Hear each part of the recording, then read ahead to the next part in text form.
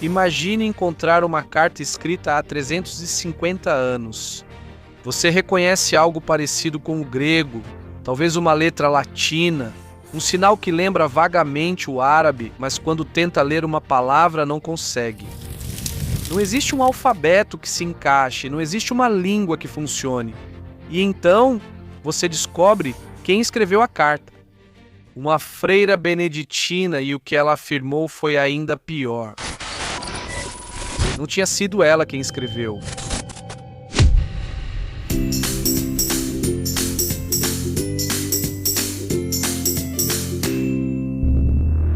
Sicília, 1676. Estamos em Palma di Montechiaro, no sul da Sicília. No mosteiro beneditino do Santíssimo Rosário, vive uma religiosa chamada Maria Crucifissa da Conceição. Ela nasceu como Isabella Tomasi em Agrigento em 1645, dentro de uma poderosa família aristocrática siciliana. Aos 14 anos, ela entrou no mosteiro fundado por seus próprios pais, e lá passaria praticamente toda a sua vida. Mas Maria Crucifissa não era uma religiosa anônima. Ela escrevia e, na verdade, escrevia muito.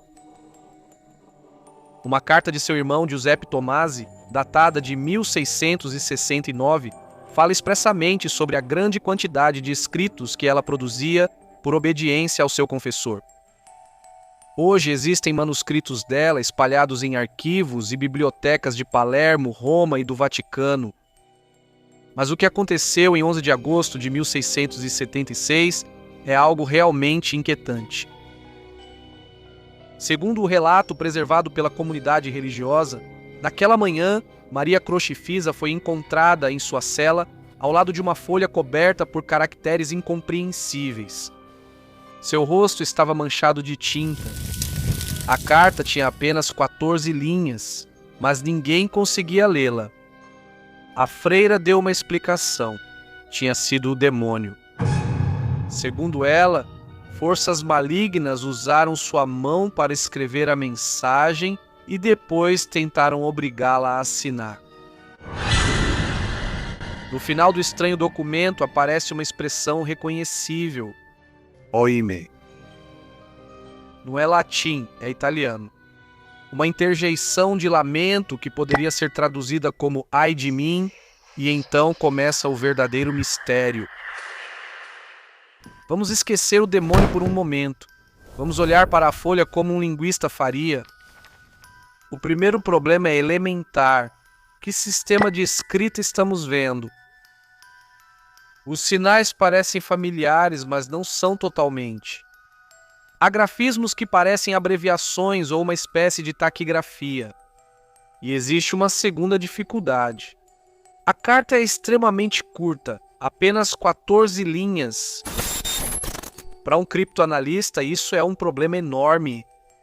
Quando tentamos quebrar uma cifra, procuramos repetições, frequências ou padrões. Uma língua deixa rastros estatísticos, mas quanto mais curta a mensagem, menos rastros temos. Durante séculos, permaneceu sem uma interpretação aceita, até que, em 2017, surgiu uma notícia extraordinária. A carta do diabo havia sido decifrada. O anúncio veio do Centro de Ciências Ludum de Catânia. Daniele Abbate e sua equipe afirmaram ter usado um programa de decifração e estudado as repetições de sílabas e grafismos para tentar localizar as vogais. A hipótese deles era fascinante.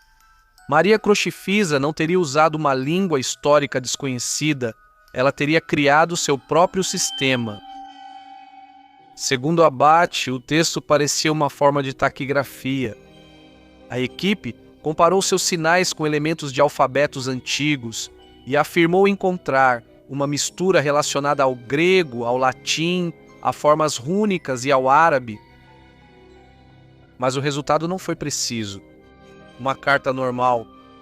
Era fragmentado, obscuro, quase delirante.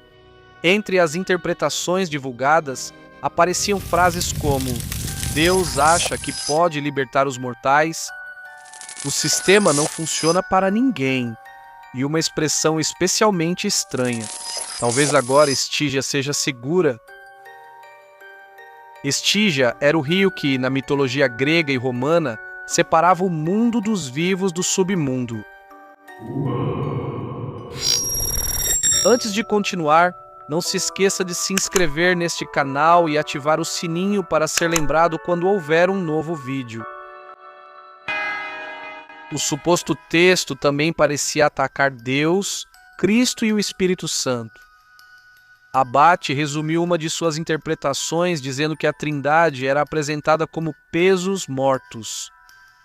Mas aqui devemos parar porque há um problema. Essa carta realmente foi decifrada?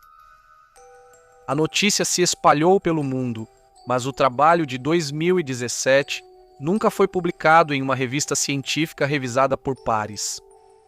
Não dispomos publicamente de um estudo filológico completo que apresente sinal por sinal o alfabeto proposto, as equivalências fonéticas, o procedimento reprodutível e a tradução crítica consensual. E isso é fundamental. Em criptografia histórica, não basta obter uma frase que pareça fazer sentido. Se tivermos símbolos ambíguos o suficiente e testarmos correspondências suficientes com vários alfabetos, corremos o risco de encontrar palavras simplesmente porque estamos procurando por elas. É o equivalente linguístico de olhar para as nuvens até enxergar um rosto. Por isso, a pergunta correta não é: o que diz a carta do diabo? A pergunta correta é: podemos provar que ela realmente diz alguma coisa? E aqui a história fica ainda mais estranha. Maria Crucifisa não era uma camponesa analfabeta que produziu sinais aleatórios. Os arquivos guardam uma enorme produção escrita relacionada a ela. Sua vida espiritual foi documentada e após sua morte foi aberto um processo eclesiástico. Em 1787, o Papa Pio VI reconheceu suas virtudes heróicas e ela foi declarada venerável. Portanto, existe uma possibilidade linguisticamente muito mais interessante do que a simples possessão ou a simples fraude. E se Maria Crucifisa criou deliberadamente um alfabeto privado, nos alfabetos cifrados históricos, era perfeitamente possível empregar alfabetos de símbolos provenientes de fontes diferentes. Mas aqui surge outra pergunta: para quê? Uma cifra normalmente protege uma mensagem de outra pessoa, mas Maria Crucifisa estava dentro de um convento de clausura. Então, de quem ela estava escondendo a mensagem? Das outras freiras? Do seu confessor? Da igreja ou de si mesma? Se a interpretação de 2017 tivesse ao menos uma parte correta, o texto não parece conter instruções secretas nem informações políticas. Parece uma discussão, um confronto de ideias religiosas. Deus, Cristo, a Trindade, a liberdade dos mortais ou Estígia, ou seja, exatamente o universo conceitual em que Maria Crucifisa vivia todos os dias. E isso nos deixa diante de uma possibilidade perturbadora. Talvez os sinais não escondessem uma língua estrangeira. Talvez escondessem uma voz interior que a própria freira não conseguia expressar usando a linguagem religiosa permitida em seu mundo. No século XVII, uma religiosa podia escrever sobre Deus, a Virgem ou até mesmo sobre suas tentações. Mas como escrever uma blasfêmia que aparece dentro da própria mente? Hoje em dia, a carta do diabo continua existindo. Suas 14 linhas continuam diante de nós e, apesar das manchetes de 2017, precisamos ser precisos. O mistério linguístico não está definitivamente resolvido. Existe uma proposta de decifração, mas falta uma demonstração filológica e criptográfica publicada que permita a outros especialistas repetir o processo e obter o mesmo resultado. Depois de quase 3 séculos e meio, ainda não sabemos se estamos olhando para uma cifra. Uma língua inventada, uma escrita nascida de um estado alterado de consciência, Ou se realmente há um contexto diabólico por trás? Maria Cloquifisa disse que o demônio havia escrito aquela carta usando sua mão. A ciência moderna tentou tirar o demônio da equação, mas ainda não conseguiu responder a uma pergunta muito mais simples. Em que idioma aquela mão escreveu? E você, o que acha da autenticidade dessa carta? Você acha que realmente foi escrita sob possessão demoníaca? Deixe sua opinião na caixa de comentários. E isso é tudo por hoje. Se você gostou deste vídeo, não se esqueça de deixar seu like e se inscrever neste canal. Também te convido a ativar o sininho para te lembrar quando houver um novo vídeo. Até breve!